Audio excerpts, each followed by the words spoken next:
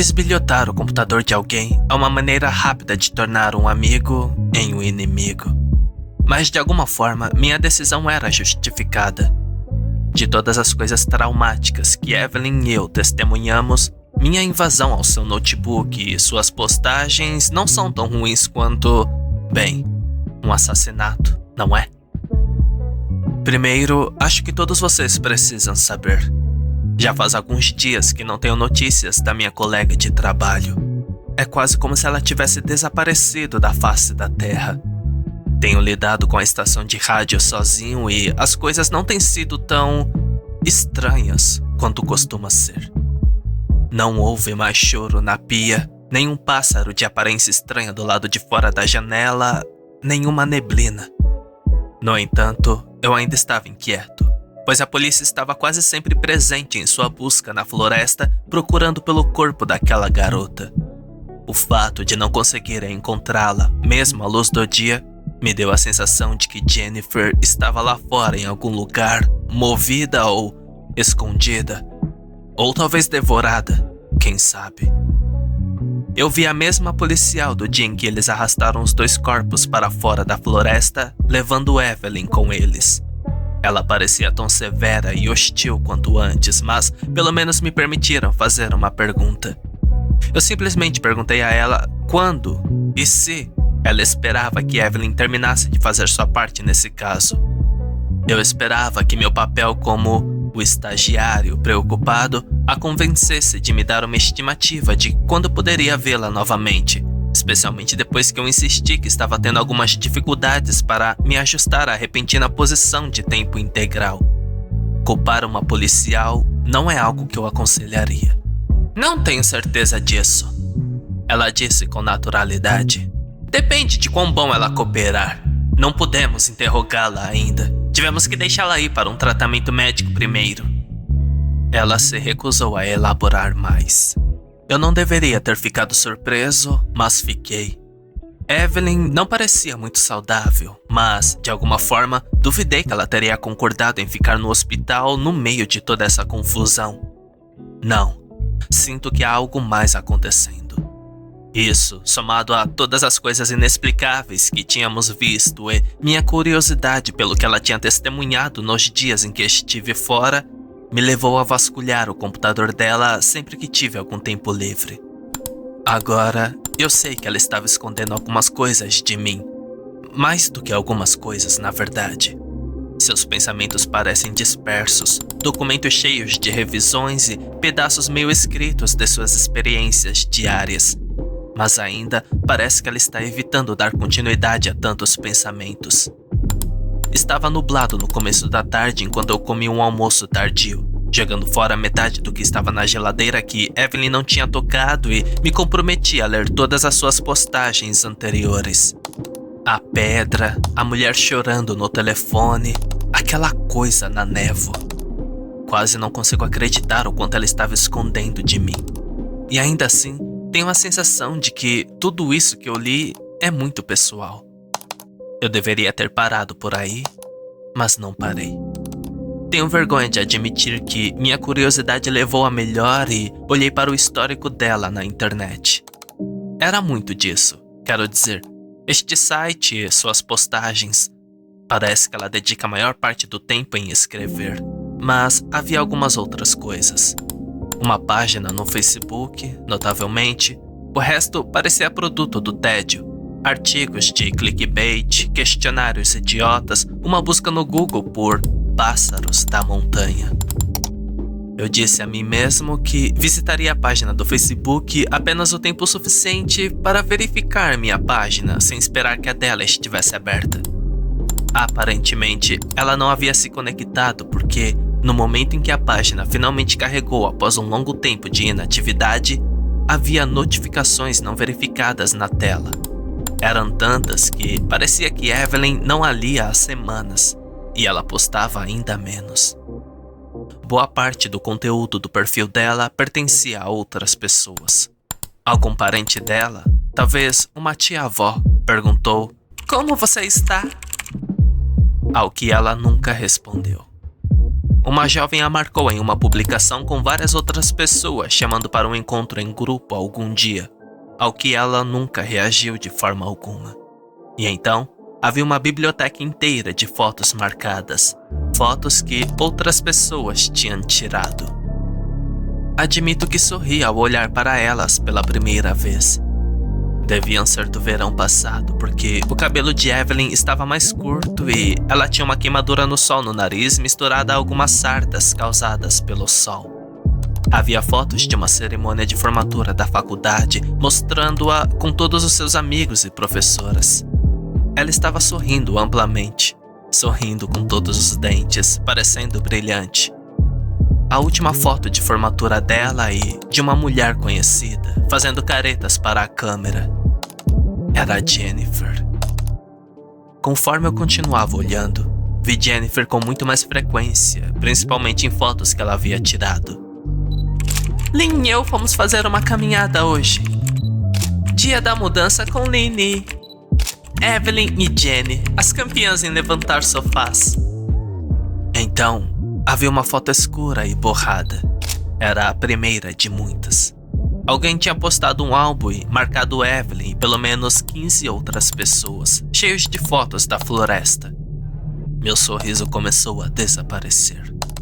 Ver aquela floresta e os rostos borrados de estranhos, a maioria deles bêbados ou em nuvens de fumaça, fez as fotos parecerem fantasmagóricas. Então, eu a vi novamente. Evelyn estava no fundo de algumas fotos, às vezes tão pequena que eu tinha que prestar muita atenção para vê-la. Ela estava sorrindo em uma ou duas, conversando em outra, e então, uma foto em particular me arrepiou até o âmago. Evelyn estava na ponta de um grupo, como se tivesse sido puxada para uma foto enquanto passava. Mas minha colega de trabalho estava pálida, os olhos arregalados e brilhantes pelo reflexo do flash da câmera, e seu rosto estava preso em um olhar sombrio de terror. Estava claro que algo tinha acontecido. Ela tinha visto algo que não queria ver. Eu não conseguia sair da foto mais rápido, então pulei para frente de novo e de novo. Ela estava em quase todas as fotos, segurando uma xícara na mão a cada vez. Eu assisti à progressão daquele olhar assustado e cansado para a quase inconsciência enquanto dois amigos a seguravam no fundo. Ou ela estava drogada ou completamente bêbada, ou ambos. E então, ela e Jennifer desapareceram das fotos restantes, sem deixar vestígios para trás. Lamento ter me demorado tanto nas fotos, porque meu status online, ou melhor, o status online de Jennifer tinha chamado a atenção de alguém. Vi o sinal de uma mensagem instantânea e o chat apareceu automaticamente no canto da tela. Ler as mensagens dela foi traição máxima de qualquer tipo de privacidade, mas não pude recusar dar uma espiadinha. Evelyn, se você estiver lendo isso daqui a algum tempo, espero que você não me mate por isso. Eu rolei a tela. Era uma pessoa que eu não tinha visto, embora Jennifer fosse um dos dois rostos na foto de perfil dele. Não importava, pois ele deixou seu propósito como intermediário muito claro por meio de uma enxurrada de pelo menos 20 mensagens sem respostas ao longo de um mês. Seu nome era Elias. 2 de abril. Oi, Lynn, podemos conversar? 5 de abril. Onde você está hospedada? Você está recebendo ajuda? 18 de abril. Jenny tem perguntado muito sobre você. Ela realmente gostaria que você a desbloqueasse do Facebook. 23 de abril. Evelyn, por favor. E agora mesmo? Evelyn? Oi? Ao rolar para cima, encontrei a primeira mensagem que começou tudo. Foi no primeiro dia do mês. Dia da mentira. Oi, Evelyn. Jenny me contou o que aconteceu. Espero que você melhore logo, mas, por favor, vá com calma de agora em diante. Ela não pode tomar conta de você só para garantir que você não se afogue na banheira. Você sabe que precisa de ajuda. Eles têm programas anônimos para isso, você sabe? Você deveria procurá-los. Jenny se importa muito com você, mas ela prefere você sóbria. Outra bolinha vermelha. Havia mais mensagens esperando abaixo. Eu estava hesitante, mas ainda curioso enquanto rolava para baixo, descobrindo que Elias havia deixado um punhado de mensagens curtas e agressivas há apenas alguns segundos. Me responde. Onde está minha namorada? Você sabe, não sabe? Evelyn, eu sei que você está lendo isso. Ele estava digitando novamente e, segundos depois, outra mensagem apareceu. Todos eles morrem naquela montanha. Cada um deles. Fechei o navegador e bati o notebook o mais rápido que pude. Suas palavras me atingiram instantaneamente com esse medo repentino de que, se eu tivesse permanecido naquela página, teria visto e lido muito mais do que eu queria. Todos eles morrem, ele disse. Quem são eles? As pessoas que trabalharam aqui antes? Caminhantes, escaladores? Eu ainda não tenho certeza se suas palavras foram uma ameaça ou uma preocupação. Não sou detetive, mas estou preocupado que nada aqui seja coincidência. Sei que minha colega de trabalho vai ler isso, e então peço desculpas a ela antecipadamente. Mas não posso fingir que tudo isso não se encaixa de alguma forma. Evelyn, se você estiver lendo isso, espero que se lembre do que viu naquela noite na floresta.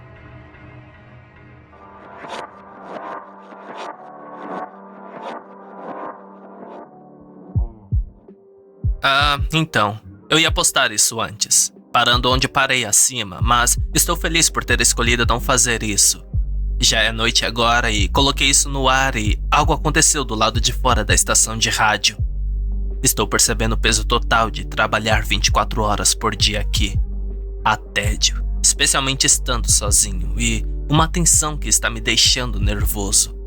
Fui ajustado para um aparelho auditivo que recebi apenas 1 ou 2 dias antes, e de alguma forma, ser capaz de ouvir decentemente de ambos os ouvidos novamente tornou o silêncio ainda mais assustador. Isso e... notei uma leve picada naquele ouvido desde que voltei para a estação. Fiz o noticiário da noite e me preparei para outro bloco de 30 minutos de música. Com o tempo de sobra e nenhum interesse real em tentar ouvir qualquer pedaço abafado de música pelos fones de ouvido, andei pela sala e tirei alguns momentos apenas para espiar pela janela. No brilho roxo do pôr do sol, vi algo que chamou minha atenção. Havia um homem lá fora, de pé, mas balançando lentamente de um lado para o outro. Agora, eu teria desconfiado que isso era algo não natural, considerando quantas vezes a floresta havia mexido com nossas mentes, mas eu o reconheci. Ele trabalhava para um serviço que levava os mantimentos para a estação 2 vezes por semana. Ele estava de costas para mim, olhando para a floresta. Eu o observei atentamente, esperando que ele não desse mais um passo. Aquelas últimas palavras que o namorado de Jennifer havia enviado ao Messenger de Evelyn ecoariam novamente em minha mente. Todos eles morrem naquela montanha. Todos eles. Em retrospecto, fiz a coisa mais estúpida que poderia ter feito. Fui até lá. O problema é que eu sabia que era uma má ideia, mas 3 pessoas morreram na floresta em questão de dias, talvez até horas. Eu não queria testemunhar mais uma pessoa se perdendo e sendo retirado em um saco de cadáveres. Abandonei a sala de transmissão, descendo correndo aquela escada longa e sinuosa até a saída. Era quase impossível vê-la, mas um brilho muito fraco de luz externa me levou até lá. Quando abri a porta e corri para fora para dizer ao homem para voltar, eu vi apenas um de seus pés enquanto ele entrava na escuridão entre as árvores, já abrindo caminho através do mato. Eu fui um pouco tolo, mas não diria que sou um estúpido. Eu não o segui para dentro da floresta. Eu gritei para ele voltar, mas ele nem percebeu registrar que eu estava lá. Em vez disso, meus olhos caíram para o chão, onde vi que ele tinha deixado cair uma caixa de papelão. Por que ele faria uma entrega tão tarde da noite? Quando me abaixei para pegá-lo, Ouvi o estalar de galhos e farfalhar de folhas. Pensei que fosse ele, mas não era o cara da mercearia. Era algo muito pior. Eu vi Jennifer saindo da floresta e abrindo caminho em minha direção. Só que não tenho certeza se andar era a palavra certa. Seu pescoço estava quebrado, suas costas torcidas e suas pernas quebradas em direções que faziam minha mente arrepiar só de ouvir os sons que seus ossos faziam enquanto ela se movia. Um braço estava torcido para trás no ombro, o pulso balançando frouxamente que pensei que cairia. Ela cambaleou em minha direção, colocando um peso em qualquer parte de suas pernas que a sustentasse, mas parecia uma marionete coberta de sujeira sendo operada por algum marionetista que não tinha ideia do que estava fazendo. Havia galhos, folhas mortas e pedaços de gramas altas saindo de seus cabelos e enfiados em sua boca aberta. O som que ela fez não era natural, como um suspiro ofegante misturado a esses gemidos baixos e guturais. Eu nem conseguia dizer se ela estava olhando para mim.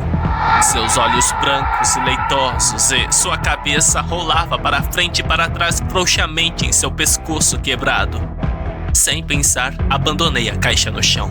O que quer que estivesse lá dentro não significava mais nada. Corri de volta para o fundo da torre, praticamente me jogando de volta para dentro do prédio antes de bater a porta atrás de mim e trancá-lo o mais rápido que pude. Olhei pela janela. Foi um erro. Jennifer estava a centímetros da porta, sua cabeça virada para frente de modo que seu rosto estava bem ali na minha frente. Não sei como ela chegou lá tão rápido e honestamente não dou a mínima. Naquele momento, tudo o que eu queria era ir o mais longe possível. Corri escada acima, puro medo e adrenalina me empurrando para o topo sem nenhum segundo para parar. Eu não me importava mais com o cara da mercearia. Só ficar trancado na sala de transmissão era tudo o que eu queria. Isso e a luz do sol reconfortante. Ainda faltavam muitas horas para o amanhecer. Eu me tranquei lá dentro, ficando o mais longe possível da porta, evitando a janela com medo de vê-la subindo a escada de incêndio. O rosto dela... Eu não consigo tirar aquele maldito rosto da minha cabeça. É quase meia-noite enquanto eu escrevo isso. Acabei de receber uma ligação no meu celular e nunca fiquei tão aliviado em ouvir a voz de outra pessoa. Quando atendi, ficaria feliz se qualquer um me respondesse apenas mais um ser humano vivo e respirando para conversar. Daniel? Você está aí? Meu coração pulou uma batida. Era a Evelyn. Ela parecia cansada, mas era a voz dela, sem sombra de dúvidas. Onde você está? Perguntei a ela, pulando todas as gentilezas. Acho que ela ouviu o pânico quando falei. Por favor, me diga que você não está na cadeia. Eles não me prenderam. Acho que queriam encontrar uma razão para isso, mas já estou voltando. Estarei aí antes das 6, é tudo que posso prometer. Te conto tudo quando eu voltar. Ela deve ter me ouvido soltar o maior suspiro no ar, porque suas próximas palavras soaram preocupadas. Dan, está tudo bem? O que há de errado? Eu estou bem. Era mentira, mas meus nervos não estavam prontos para essa discussão. Só tenha cuidado e chegue aqui em segurança. Eu vou. Ela concordou suavemente, mas eu podia dizer que ela não ligou só para me dizer que estava voltando. Há uma tempestade chegando amanhã. Uma muito ruim. Ventos fortes, raios, queda de energia talvez. Ela não precisava me explicar porque isso era um motivo de preocupação. Havia uma pressão impossível mantendo o controle deste lugar e eu ainda não sabia porque esta estação de rádio era o centro de todas as coisas estranhas que aconteciam nestas montanhas. De repente, tive uma sensação que realmente não tinha notado até agora. Percebi o quanto este trabalho e este lugar mudaram minha vida. Evelyn? Sim? Lancei um olhar para a janela. Aliviado, mas surpreso por Jennifer não estar lá. No entanto, vi uma visão pequena e enervante. Galhos, grama alta e pedaços de folhas mortas e cabelos espalhados no topo da escada. formando um caminho descendo os degraus. Quanto tempo Jennifer ficou parada ali antes dela desaparecer? Assim que tivermos mais alguns funcionários de meio período, eu preciso de férias. Aqui é o Daniel, da 104.6 FM. E em toda a minha vida, nunca estive tão ansioso por uma manhã.